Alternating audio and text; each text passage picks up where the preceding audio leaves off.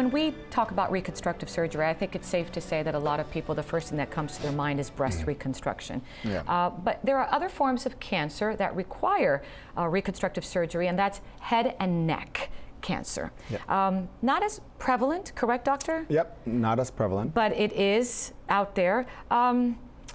It's cancers of the mouth and nose. Can you tell me actually what it is? When we say head and neck cancer, we're talking about typically cancers of the lining of the mouth, of the throat, of the tonsils, of the mandible.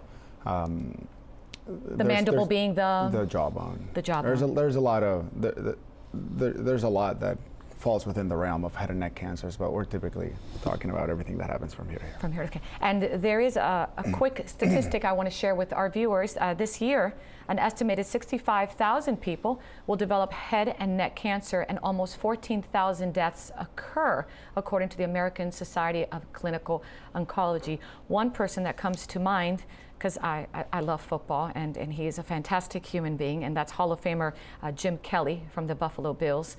He was in remission, and I believe just a couple of months ago he announced that his oral cancer returned, and we are praying for his recovery. So it is happening, doctor.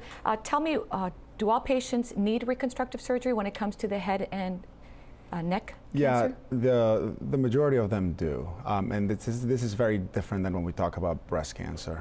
Does it depend on the stage also? It does, but you know, we as reconstructive surgeons always try to restore form and function, and the function part of things is very, very important in the head and neck, because you're talking about things like breathing and nutrition, and you know, functions that are vital to sustain human beings, and the focus is a lot on function on the head and neck patients. The mastectomy patients, it's a very personal choice, and it's very important, but if you have mastectomy, you can wait for your reconstruction and do it delayed, like we spoke about in the prior segment. When you have a big defect in your jaw and a big defect in your face, it's affecting. Those are things that need to be reconstructed at the same time.